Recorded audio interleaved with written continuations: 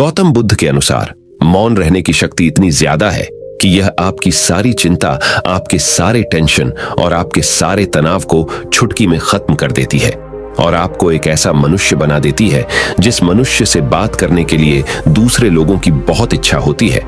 एक बार गौतम बुद्ध अपने आश्रम में अपने सभी शिष्यों को शिक्षा दे रहे थे कि दुनिया की सबसे तेज छुरी हमारी जबान है और दुनिया के सबसे खतरनाक हथियार हमारे शब्द है, जो बिना किसी का खून बहाए लोगों को अंदर ही अंदर मार सकते हैं। हमारे शब्द हमारी ताकत हो सकते हैं उसी के साथ, लेकिन यह हमारी सबसे बड़ी कमजोरी भी हो सकते हैं अगर हमें नहीं पता कि कब, कहां और क्या और कितना बोलना है। यदि हम सही समय पर सही इरादे के साथ सही शब्दों का प्रयोग करते हैं तो यह हमें एक सफल व्यक्ति बनाता है। लेकिन अगर हम सही समय पर सही इरादे से सही शब्दों का इस्तेमाल नहीं करते तो यह हमारे जीवन को नर्क से बदतर बना सकता है। तो दोस्तों, आज की स्टोरी के माध्यम से मैं आपको बताने वाला हूं कि चुप रहकर कैसे हम अपने जीवन को बदल सकते हैं। आपको चुप रहने की शक्ति का एहसास इस वीडियो में होने वाला है। वीडियो शुरू करने से पहले कमेंट बॉक्स में नमो बुद्धाय लिखकर वीडियो को लाइक जरूर करें। तो चलिए शुरू करते हैं। इस कहानी को जापान में एक बहुत ही प्रसिद्ध बौद्ध भिक्षु रहा करते थे। उनका नाम रिसाई था। रिसाई अकेले रहते थे। दुनिया के शोर शराबे से दूर जंगल में वो रहते थे और वह बड़े ही ध्यानी और प्रभु भक्त व्यक्ति थे, इसलिए वह पूरे जापान में बहुत अधिक प्रसिद्ध थे। एक दिन एक राजकुमार रिसाई के पास आया और बोला, हे प्रिय भिक्षु, मैं हमेशा थका हुआ, निराश और परेशान महसूस करता हूँ। मेरा मन बहुत अशांत रहता है। हालांकि मेरे पास सब कुछ है, दौलत, शोहरत, सुख सुविधाएं जो हर व्यक्ति चाहता है या पाने की इच्छा करता है, लेकिन फिर भी मेरे अंदर इतनी अशांति और चिंता क्यों है? रिसाई ने उसकी बात बहुत ही ध्यानपूर्वक सुनी और कुछ सोचने के बाद कहा, तुम इस प्रश्न का उत्तर जानते हो, बस तुमने कभी इस प्रश्न को हल करने की कोशिश नहीं की है। रिसाई ने आगे कहा, मैं एक रिसर्च करना चाहता हूं, क्या तुम मेरा साथ उसमें दोगे? इस रिसर्च के बाद तुम्हारे जीवन में किसी भी तरह की अशांति और चिंता नहीं रहेगी। ये बातें सुनकर राजकुमार बहुत हैरान था। उसने रिसाई से कहा, बताइए, मुझे क्या करना होगा? अपने मन की शांति के लिए मैं कुछ भी करने को तैयार हूं। राजकुमार की इन्हीं बातों को सुनकर भिक्षु ने कहा, तो फिर आप अगले 15 दिन के लिए मेरे आश्रम में रहोगे और एक सामान्य व्यक्ति की तरह अपना जीवन व्यतीत करोगे और इन 15 दिनों में तुम अकेले और चुपचाप रहोगे, जितना हो सके कम बोलोगे। राजकुमार उस भिक्षु की बातें सुनकर सहमत हो गया। पहले दिन राजकुमार को लगा कि उसका मन सामान्य से अधिक अशांत और विचलित है। उसके मन में तरह तरह के विचार आ रहे हैं थे और वह आम लोगों की तरह जीवन जीने में असहज महसूस कर रहा है। उसे अंदर से बोलने की इच्छा हो रही थी, लेकिन वह चुपचाप रहा। उसके मुंह से एक भी शब्द नहीं निकला, बस वह चुपचाप बैठा रहता। लेकिन रात होते होते उसे अंदर ही अंदर शांति का अनुभव होने लगा। उसके लिए यह अनुभव अजीब था। वह खुद से पूछ रहा था कि वह अंदर ही अंदर इतना खुश क्यों है और उसकी आंतरिक बेचैनी और चिंता कम क्यों होने लगी है। अगले दिन राजकुमार अकेला चुपचाप बैठा रहा और वह प्रकृति को निहार रहा। वह पौधों को, फूलों को, आकाश में उड़ रहे पक्षियों को, वह अपने जीवन में पहली बार यह अद्भुत दृश्य महसूस कर रहा था कि उसके पास कितनी सुंदरता है। वह दिन भर प्रकृति की सुंदरता को निहारता रहता और उसकी ताजगी को महसूस करता रहता। इसी तरह से 10 दिन बीत गए और उसके मन की सारी बेचैनी, सारी हलचल, सारी उथल पुथल और सारा तनाव गायब हो गया। 11वें दिन की सुबह राजकुमार फिर से एकांत में बैठ गया और कुछ ही मिनटों में उसकी आंखें अपने आप बंद हो गईं और वह गहरे ध्यान में चला गया। वह पूरे दिन वहीं पर आंखें बंद करके बैठा रहा और गहरे ध्यान में डूबा रहा। ना कोई शब्द, ना कोई चिंता। राजकुमार भीतर से असीम शांति और आनंद से भर गया। राजकुमार अपने बाकी के 4 दिन इसी तरह गहरे ध्यान में व्यतीत करने के बाद 15 दिन बाद रिसाई के सामने प्रस्तुत हुआ और रिसाई को प्रणाम करके बोला, प्रिय भिक्षु, मुझे उत्तर मिल गया कि मेरे मन में इतनी उथल पुथल और चिंता क्यों थी। मैं जान गया कि मेरा मन इतना अशांत और विचलित क्यों था। रिसाई मुस्कुराते हुए पूछा, बताओ, क्या उत्तर मिला तुम्हें? राजकुमार ने कहा, मैं आवश्यकता से अधिक बातें करता था। मैं किसी पर भी अपने शब्द और ऊर्जा व्यर्थ करता था। मैं दिन भर अपने लोगों से फालतू की बातें करता रहता और फिर उन्हीं के बारे में अकेले में सोचता रहता और ज्यादातर समय नकारात्मक ही सोचता रहता। इस तरह मैं बस अपना समय बर्बाद कर रहा था। ज्यादा बोलने और नकारात्मक सोचने की वजह से मेरा मन अशांत और बेचैन हो गया था, और इसी वजह से मैं किसी भी काम को ठीक से नहीं कर पा रहा था, जिसकी वजह से मैं हर काम में असफल होने लगा। और फिर इन्हीं लगातार मिलने वाली असफलताओं की वजह से ही मैं और भी उदास और चिड़चिड़ा हो गया। इन्हीं सभी चीजों की वजह से मेरा जीवन नष्ट हो रहा था। लेकिन यहां पर बिताए हुए 15 दिन मेरे लिए पूरी तरह से अलग थे। मुझे कुछ अलग ही एहसास यहां पर हो रहा था। अब मुझे ऐसा लग रहा है मैं अपना जीवन पूरी तरह से जी रहा हूं, लेकिन इससे पहले मैं अपना जीवन गलत तरीके से जी रहा था। और मैंने यह भी सीखा कि हमें सिर्फ ध्यान करने की जरूरत नहीं है। ध्यान अपने आप होता है जब हम शांत और मौन होते हैं। ध्यान के पिछले कुछ दिनों के दौरान मैंने जो पहली चीज सीखी वह यह है कि मनुष्य के जीवन की सबसे महत्वपूर्ण चीज स्वयं को जानना ही है। यह सुनकर रिसाई ने कहा, सिर्फ तुम ही नहीं, दुनिया में ज्यादातर लोग जरूरत से ज्यादा बोलते हैं। आज भी लोग ज्यादातर समय केवल एक दूसरे को नीचा दिखाने के लिए ही बोलते हैं। कुछ लोग ना चाहते हुए भी बातें करते हैं और अपना जीवन बर्बाद कर लेते हैं। रिसाई ने राजकुमार को चुप रहने का महत्व समझाते हुए कहा। एक बार गौतम बुद्ध से उनके शिष्यों ने पूछा, प्रिय बुद्ध, आप ज्यादातर समय चुप क्यों रहते हैं? बुद्ध ने कहा, क्योंकि चुप रहने से व्यक्ति अंदर से अनंत शांति की गहराइयों में होता है। मौन अपने भीतर उतरने की पहली सीढ़ी है। मौन के बिना स्वयं को जानना असंभव है। स्वयं को जानने और समझने का पहला नियम है कि मौन हो जाओ। उतना ही बोलो जितना अत्यंत आवश्यक हो। बेफिजूल की बातें करना छोड़ दो। तुम अचानक पाओगे कि 90% से भी ज्यादातर लोग व्यर्थ ही ज्यादा बोलकर अपना समय बर्बाद कर रहे हैं। ना बोलने का कोई भी नुकसान नहीं है, लेकिन यदि आप ज्यादा बोलते हैं तो आप अत्यधिक गलती कर देते हैं। अगर व्यक्ति कम बोलना शुरू कर दे तो दुनिया की 90% मुसीबतें कम हो जाएगी, झगड़े फसाद कम हो जाएंगे, उपद्रव कम हो जाएंगे। अगर लोग थोड़ा चुप रहना सीख लिए, संसार की बहुत सारी समस्याएं हैं, बहुत सारा उपद्रव सिर्फ बोलने से पैदा होते हैं। सारी बात मौन सीखने की है। जब तुम नहीं बोलते तब तुम एकांत में अकेले हो गए। भरे बाजार में भीड़ में खड़े हो नहीं बोलते। हिमालय के शिखर में पहुंच गए। जिसने मौन की कला जान ली वो भीड़ में भी अकेले होने की कला जान लेता है। एकांत में तो आदमी स्वर्ग में है। दूसरे की उपस्थिति ही बेचैनी पैदा करती है। पहले तुम्हें चुप रहने की शक्ति को धारण करना होगा। इससे तुम अधिकतर ऊर्जा को बचा लोगे और फिर इस स्थिति में पहुंच जाओगे कि तुम कम बोलने लगोगे। अगर तुम किसी के यहां पर जा रहे हो और परेशान हो जाओ तो ऐसे में उचित है कि आंखें बंद कर लो और अपने में खो जाओ। वहां से आपको ताजगी महसूस होगी, क्योंकि तुम्हारे अंदर ही जीवन का वो स्रोत छिपा हुआ है, वह किसी दूसरे में नहीं है। इसके बाद राजकुमार उस रिसाई से पूछते हैं, आखिर कौन हमें अपने अंदर तक लेकर जाएगा? ये बातें सुनकर रिसाई बुद्ध कहते हैं, तुम्हें स्वयं ही अपने अंदर उतरना होगा और वहीं से परम राज्य जीवन का आनंद ले पाओगे। आनंद का यहीं से जन्म हुआ है। यहीं से तुम मौत में डूब जाओगे। यही तुम्हारा सूरज उदय होगा और यहीं से अस्त होगा।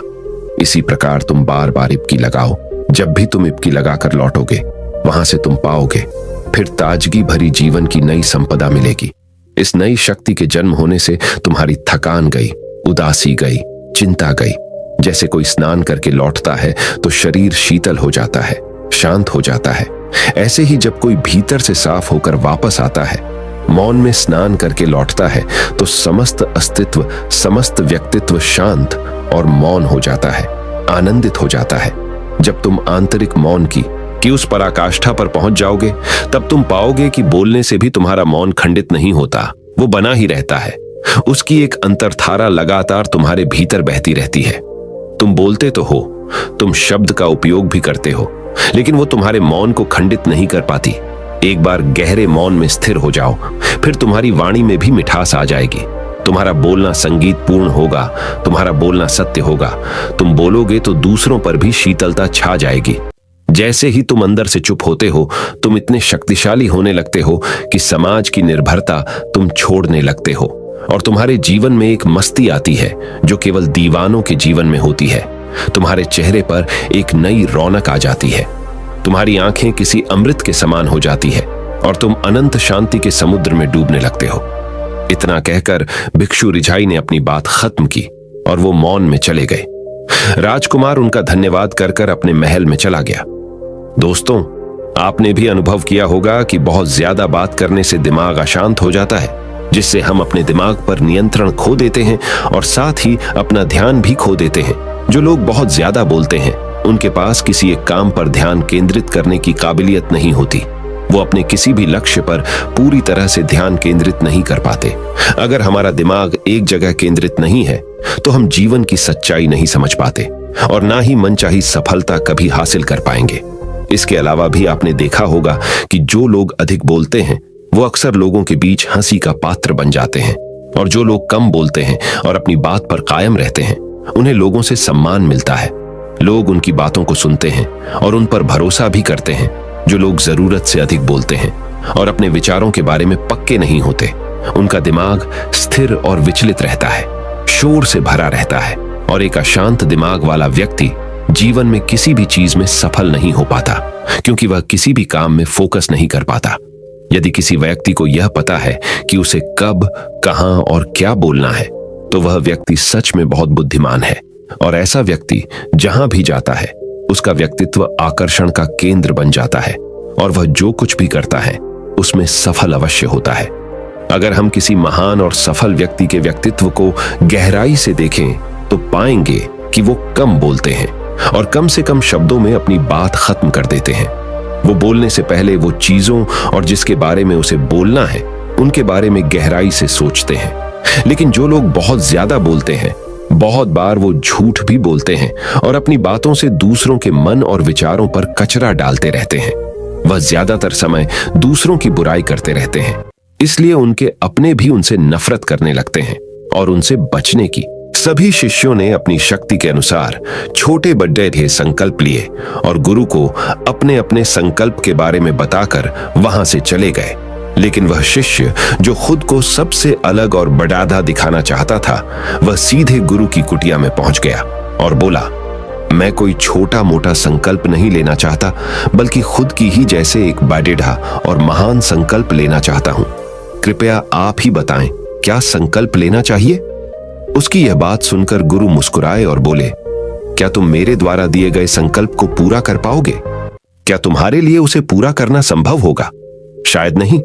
वह तुम्हारे लिए संभव नहीं है, तुम उसे पूरा नहीं कर पाओगे, इसीलिए तुम खुद ही कोई संकल्प ढूंढो। शिष्य ने कहा, नहीं गुरुदेव, आप जो भी संकल्प मुझे देंगे मैं जरूर उसे पूरा करूंगा। गुरु ने कहा, ठीक है, तो तुम अगले 1 महीने तक चुप रहोगे, मुंह से एक शब्द भी नहीं निकालोगे, यही तुम्हारा संकल्प है। शिष्य ने कहा, गुरुदेव, यह भी कोई संकल्प है? यह तो बहुत ही आसान है, 1 महीने तक चुप ही रहना है। आप कोई बड़ेढ़ा संकल्प दीजिए जो मेरी योग्यता के लायक हो, जिसे पूरा करने में मुझे समस्या हो। गुरु ने कहा, पहले तुम इस संकल्प को तो पूरा करके दिखाओ। शिष्य ने गुरु की बात मान ली और वह उसी समय चुप हो गया और पलटकर कुटिया से बाहर चला गया। उसे चुप रहना बहुत आसान लग रहा था। उसने एक दिन तो जैसे तैसे चुप रहकर काट लिया, लेकिन दूसरे दिन से उसके मन में ना बोलने का बोझ बढ़ने लगा। तीसरे दिन उसे भारीपन महसूस होने लगा और चौथे दिन उसके अंदर एक अजीब सी बेचैनी होने लगी, क्योंकि आसपास आश्रम के सभी शिष्य एक दूसरे से बातें कर रहे थे। वह भी अपना पक्ष उनके सामने रखना चाहता था, उनकी बोलती बंद कर देना चाहता था, लेकिन उसका संकल्प उसके आड़े आ रहा था। इसीलिए वह पूरे दिन सिर्फ मुंह और आंखें बनाता रहता। इसी तरीके से कुछ दिन और बीते और वह शिष्य बीमार पड़ीडीएच गया। उसका सिर फटा जा रहा था, उसका खाने पीने तक का मन नहीं कर रहा था, वह सिर्फ बोलना चाहता था। वह गुरु के पास गया और उनके सामने बैठकर लिखकर उन्हें बताया, गुरुदेव, मैं बोलना चाहता हूं, बिना बोले मुझे सांस नहीं आ रही, मेरा दम घुटता जा रहा है, मैं अंदर ही अंदर पागल हुआ जा रहा हूं, मैं क्या करूं? संकल्प तोड़ दूं क्या? यह पढ़कर गुरु मुस्कुराए और बोले, संकल्प तो तोड़ने के लिए ही होते हैं, लेकिन जो अपने संकल्प को पूरा कर लेता है वही अपनी आंतरिक शक्ति को बढ़ाता है, और जो अपनी आंतरिक शक्ति को बढ़ा लेता है वह समाज और जागृति की राह पर आगे भी आज जाता है। संकल्प का लेना भी तुम्हारे हाथ में था और इसे तोड़ना भी तुम्हारे ही हाथ में है। तुम्हारे बहुत से भाई अपने संकल्प को तोड़कर अपनी पुरानी दिनचर्या पर वापस आ चुके हैं। अगर तुमसे नहीं हो पा रहा तो तुम भी संकल्प तोड़कर अपनी पुरानी दिनचर्या पर वापस जा सकते हो। लेकिन याद रहे, अगर आज तुम इस छोटे से संकल्प को नहीं संभाल पा रहे तो तुम अपनी बाकी की पूरी जिंदगी को कैसे संभाल सकोगे? बाकी फैसला पूरी तरह से तुम्हारे हाथों में है। गुरु की यह बात उस शिष्य के दिल में चोट कर गई। वह बिना कुछ बोले वहां से वापस चला गया और खुद को अपनी कुटिया में बंद कर लिया। वह केवल अपने जरूरी कामों के लिए ही कुटिया से बाहर निकलता, बाकी सारे समय कुटिया के अंदर ही बैठा रहता। 15 दिन बीत चुके थे और आश्रम के लगभग सभी शिष्यों का संकल्प अब तक टूट चुका था, लेकिन उसका संकल्प अभी भी जारी था। संकल्प लेने के बाद से अब तक उसने एक शब्द भी नहीं बोला था। सारा आश्रम हैरान था कि इतना बोलने वाला इंसान चुप कैसे हो गया। 15 दिन बीतने के बाद वह दोबारा अपने गुरु के पास गया और लिखकर बताया है, गुरुदेव, मैं बाहर से तो चुप हूं, लेकिन मेरे भीतर बहुत सी आवाजें हैं, बहुत सी चीख पुकार और शिकायतें हैं। मैं अंदर ही अंदर बात करता रहता हूं। मेरा मन तरह तरह के प्रश्न पूछता रहता है। मैं बाहर से जितना मौन हूं, भीतर से उतने ही शोर शराबे से भरा हुआ हूं। क्या इस तरह से मेरा संकल्प अभी भी जारी है? गुरु ने कहा, हां, तुम्हारा संकल्प अभी भी जारी है, लेकिन जब तक लोगों की यह आवाजें तुम्हारे कानों में पेटी देती रहेंगी, तुम्हारा मन बोलता रहेगा, क्योंकि इसे तो आदत है बोलने की। तुम भले ही बाहर से चुप रहो, लेकिन तुम अंदर ही अंदर बोलते रहोगे।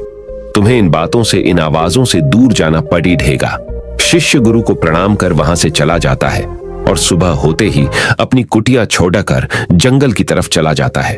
कई दिन बीत जाते हैं, संकल्प का समय भी पूरा हो जाता है, लेकिन शिष्य लौट कर नहीं आया। आश्रम में सभी को डर था कि कहीं जंगली जानवर ने उसे खा ना लिया हो। इस बीच उसे ढूंढने की बहुत कोशिश की गई, लेकिन वह कहीं नहीं मिला। सभी गुरु भाइयों ने मान लिया था कि जंगली जानवरों ने उसे अपना शिकार बना लिया है, लेकिन गुरु को ऐसा नहीं लगता था। एक दिन आश्रम का एक अन्य शिष्य गुरु के पास आया और बोला, गुरुदेव, हमारे उस अधिक बोलने वाले भाई के साथ क्या हुआ होगा? क्या जानवर ने उसे मार दिया होगा? गुरु ने कहा, हो सकता है कि जानवरों ने उसे अपना शिकार बना लिया हो, लेकिन उसके न लौटने की एक दूसरी वजह भी हो सकती है। शायद उसे वह मिल गया है जिसके लिए वह गया था। फिर शिष्य ने पूछा, गुरुदेव, क्या ज्यादा बोलना इतना हानिकारक होता है? गुरु ने कहा, इंसान के जीवन के बहुत सारे दुखों में से एक दुख यह भी है कि वह कभी चुप नहीं रह सकता, हमेशा कुछ ना कुछ बोलता ही रहता है। सिर्फ हमारे बोलने के कारण हमारे आधे से ज्यादा दुख पैदा होते हैं। परिवार के अधिकतर झगड़ों की वजह हमारा बेमतलब बोलना ही होता है। हम में से कोई भी चुप नहीं रहना चाहता। हम बस सामने वाले को सुना देना चाहते हैं। जो भी हमारे मन में है सब निकालकर उसके मन में बैठा देना चाहते हैं। उसे समझा देना चाहते हैं कि देख, तू गलत है और मैं सही। और इस तरीके से सब एक दूसरे की सडड ही गली बातों को ग्रहण कर रहे हैं। इस तरीके से सुनने और सुनाने का यह काम जिंदगी भर चलता रहता है। लेकिन इस नासमझी में हम अपना समय, अपना जीवन, अपनी समझ और सबसे महत्वपूर्ण व कीमती पल जो जिए जा सकते हैं, जिनको अनुभव किया जा सकता है, जिनमें आनंद को प्राप्त किया जा सकता है, यह सब खो देते हैं। लेकिन इसके बदले हमें मिलता क्या है? कुछ नहीं, सब व्यर्थ और बर्बाद हो जाता है। इस पागलपन में हमने क्या खो दिया? इसका एहसास केवल कुछ ही लोगों को हो पाता है। बाकी लोग जैसे उन्हें अपने आने का पता नहीं, वैसे ही उन्हें अपने जाने का भी पता नहीं चल पाता। शिष्य ने कहा, तो फिर इसका समाधान क्या है? गुरु ने कहा, पूरी जागरूकता के साथ अपने विचारों को देखना यही एकमात्र तरीका है। सारी मानसिक समस्याओं का वर्तमान में रहकर चिंतन करना, पूरी जागरूकता के साथ अपना काम करना जिंदगी में चमत्कारिक बदलाव ला देता है। उसके बाद वह शिष्य गुरु से अपने प्रश्नों का उत्तर पाकर उनको प्रणाम करके वहां से चला गया। उस शिष्य को आश्रम छोड़कर गए हुए 3 महीने का समय बीत चुका था, लेकिन उसकी कोई खबर न थी। अब तक तो सभी गुरु भाइयों ने भी उसके वापस लौटने की उम्मीद छोड़ दी थी, लेकिन एक दिन वह आश्रम लौट आता है।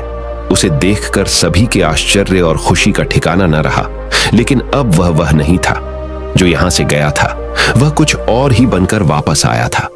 उसके अंदर एक गजब का बदलाव महसूस किया जा सकता था। उसके चेहरे पर एक गजब का ठहराव और आंखों में बनी शांति थी। आश्रम में आते ही सभी गुरु भाइयों ने उसे चारों तरफ से घेर लिया और बातें करने लग गए। वह भी अपने गुरु भाइयों से बातें करने लगा। उससे बात करने वाले सभी ने यह अनुभव किया कि अब वह पहले जैसा उतावला और बातूनी नहीं रह गया था। उसके मुंह से एक एक शब्द बहुत ही सुलझे हुए और मधुरता के साथ निकल रहे थे।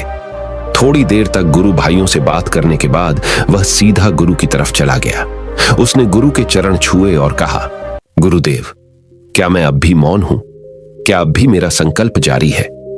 गुरु ने कुछ देर तक शिष्य की आंखों में बड्ढे ध्यान से देखा और कहा, हां, तुम अब भी मौन हो। तुम्हारे मुंह से एक भी शब्द निकल नहीं रहा और तुम्हारा संकल्प अभी भी जारी है।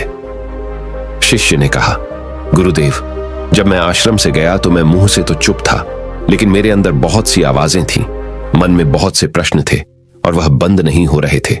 तो मैं जंगल में चला गया, इस उम्मीद से कि वहां मुझे शांति मिलेगी और मेरे मन की बकबक कम हो जाएगी। लेकिन मैं जितना एकांत में जाता गया, मेरे अंदर की आवाज उतनी ही तेज होती गई। मेरे भीतर की पुरानी से पुरानी आवाज मुझे सुनाई देने लगी। तब जाकर मैंने महसूस किया कि मैं कितना गलत कर रहा था। जब मैं अपने परिवार वालों, दोस्तों को और गुरु भाइयों को बुरा भला कहता था, तो उस समय मुझे लगता था कि मैं सही कह रहा हूं। जब मैं गुरु भाइयों की एक दूसरे से चुगली करता था और उनका मजाक बनाता, तब भी मुझे यही लगता था कि मैं उनसे बेहतर हूं और मैं सही कर रहा हूं। लेकिन उस दिन मैंने पहली बार महसूस किया कि मैं कितना गलत बोलता था।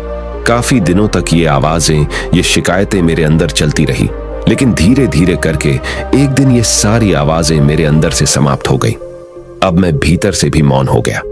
उस घने जंगल में बाहर से कोई बोलने वाला था नहीं और भीतर कोई आवाज बची ही नहीं थी, और मैं उस दिन पहली बार मौन का सही अर्थ समझा। मेरे चारों तरफ बहुत शांति थी। हालांकि अभी भी कुछ आवाजें आ रही थी जो पहले भी आती थी, लेकिन मैं उन्हें सुन नहीं पाता था। पर अब वह सभी आवाजें मुझे स्पष्ट रूप से सुनाई दे रही थीं। हवा के चलने की आवाज, चिड़ियों के चहकने की आवाज और पानी के बहने की आवाज, ये सभी आवाजें मैंने पहली बार पूरे होशपूर्वक सुनी। अपने चारों तरफ इतनी शांति मैंने पहले कभी महसूस नहीं की थी। तो इस शांति को भंग करने के लिए मैंने पहली बार अपने मुंह से कोई शब्द निकाला। मैं चिल्लाया, हे ईश्वर, ये कैसी शांति है? सभी कुछ इतना शांत क्यों है? ऐसा क्या हो गया? लेकिन मेरे चिल्लाने के बाद भी शांति भंग नहीं हुई। सब कुछ पहले जितना ही शांत था, बाहर भी और भीतर भी। हे गुरुदेव, मैंने अपने गुरु भाइयों से बात की, मैंने आपसे बात की। मैं बोल रहा हूं, मैं चल रहा हूं, मैं सब कुछ देख रहा हूं, लेकिन मैं अपने भीतर एकदम एकांत में हूं, मौन में हूं। भीड़ डैच में होता हूं, तब भी भीतर से अकेला एकांत में होता हूं। जब मैं खुद में भी शोर करना चाहता हूं, तब भी एकांत में ही होता हूं। अब सब दिखाई पड़ी डाहने लगा है, सब सुनाई पड़ी डाहने लगा है। गुरु ने कहा, जब तक हम बाहर की तरफ बोलते रहेंगे, भीतर अशांति ही रहेगी। लेकिन जिस दिन हम भीतर की तरफ मुड्डाह जाएंगे, तब हमारे मुंह से कुछ भी निकलेगा, हम शांत ही रहेंगे। दुनिया में जितनी भी बुराइयां हैं, ज्यादातर हमारे बोलने से ही उत्पन्न होती है, क्योंकि हम चुप रहना नहीं चाहते। हम जितनी जरूरत है उससे कहीं ज्यादा बोलते हैं। हम सामने वाले को सुनना नहीं चाहते, बल्कि उसकी बोलती बंद कर देना चाहते हैं। उसे समझा देना चाहते हैं कि मैं कौन हूं, मैं क्या कर सकता हूं। और यही हमारी जिंदगी का मकसद बनकर रह जाता है। हमारी सारी ऊर्जा व्यर्थ के बोलने में बर्बाद होती रहती है। ऐसे ही समाज में लोगों का जीवन दुखों से भर जाता है, जो हमेशा एक दूसरे को सुनाने में लगे रहते हैं। कभी एक दूसरे को सुनना नहीं चाहते, समझना नहीं चाहते, और चुप रहना तो उन्होंने कभी सीखा ही नहीं, क्योंकि चुप रहना उन्हें छोटा महसूस करवाता है। दुनिया की सभी लड़ाइयों का कारण हमारा बोलना ही है। इसलिए हमें सिर्फ उतना ही बोलना चाहिए जितना जरूरी हो, क्योंकि व्यर्थ का बोलना ऊर्जा को नष्ट करना है, और यह बोलना ही हमें कभी अपने भीतर की ओर लौटने नहीं देता, क्योंकि यह हमें बाहर की ओर खींच कर रखता है। और बाहर है ही क्या इस संसार के अलावा। लेकिन अगर अपने भीतर के संसार की ओर मोड़ना है, तो इस मुंह को बंद ही रखना चाहिए। इसीलिए जितने भी बुद्ध हुए, आत्मज्ञानी हुए, वह सभी एकांत की ओर भागे, ताकि उन्हें ज्यादा न बोलना पड़ी डेहे, ज्यादा सुनना न पड़ी डीहे। वह एकांत में रहे और शांत रहे, इसीलिए आसानी से भीतर की यात्रा कर पाए। लेकिन अगर कोई चाहे तो इस संसार में रहकर भी एकांत में रह सकता है, शांत रह सकता है। लेकिन इसके लिए उन्हें अपनी ऊर्जा बचानी होगी, जिसे वह अब तक अपने व्यर्थ के शब्दों में बर्बाद कर रहे थे। दोस्तों, इस कहानी की सीख यही है कि व्यर्थ का बोलना ऊर्जा को नष्ट करना है। ज्यादा और व्यर्थ बोलना ही हमें अपने भीतर की ओर लौटने नहीं देता, क्योंकि यह हमें बाहर की ओर झुकाए रखता है। और जिन्हें भीतर की यात्रा करनी है उन्हें अपने मुंह को बंद ही रखना चाहिए। मुझे उम्मीद है कि आपको यह कहानी पसंद आई होगी और काफी कुछ सीखने को मिला होगा। कहानी के बारे में अपने विचार आप हमें नीचे कमेंट बॉक्स में कमेंट करके बता सकते हैं। नमो बुद्धाय।